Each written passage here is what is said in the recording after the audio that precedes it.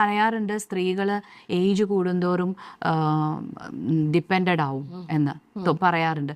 പക്ഷെ ആക്ച്വലി സ്ത്രീകൾ വളരെ ഇൻഡിപെൻഡൻ്റ് ആവും ഇമോഷണലി.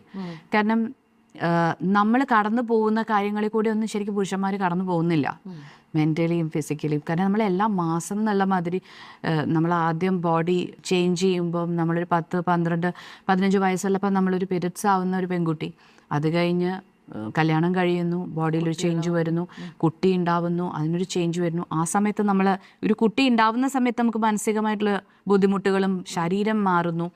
ഇതുകൂടാതെ കുട്ടിക്ക് പാല് കൊടുക്കുന്നു. ഈ കുട്ടികൾക്ക് ഉണ്ടാവുന്ന ഓരോ പ്രാവശ്യം ഉണ്ടാവുന്ന വാക്സിനേഷൻ, രാത്രി നമ്മൾ ഉറങ്ങാതിരിക്കുന്ന സമയങ്ങൾ, ഇവരെ ഓരോ പ്രാവശ്യം നമ്മൾ സ്കൂളിൽ വിട്ടിട്ട് ഫസ്റ്റ് ഡേ സ്കൂളിൽ വിട്ടിട്ട് നമ്മൾ തിരിച്ചു വരുന്നൊരു സമയമുണ്ടല്ലോ, അതൊരു അമ്മയ്ക്ക് മാത്രമേ പറഞ്ഞാൽ മനസ്സിലാവുള്ളൂ. നമ്മൾ ഫസ്റ്റ് ഡേ കുട്ടിയെ സ്കൂളിൽ വിട്ടിട്ട് അത്രയും ദിവസം നമ്മൾ ഈ നമ്മുടെ ഒക്കത്ത് വെച്ചുകൊണ്ടിരിക്കുന്ന കുട്ടിയെ ഒരു ദിവസം ടീച്ചറെ ഏൽപ്പിച്ചിട്ട് നമ്മൾ തിരിഞ്ഞു നോക്കേണ്ട നടന്ന് ഇങ്ങോട്ട് പോരുമ്പോൾ നമുക്ക് ഉണ്ടാവുന്നൊരു വിഷമമുണ്ടല്ലോ, അതൊന്നും എനിക്ക് തോന്നല്ല എനിക്ക് പുരുഷന്മാർ അനുഭവിച്ചിട്ടുണ്ട് എന്നുള്ളത്.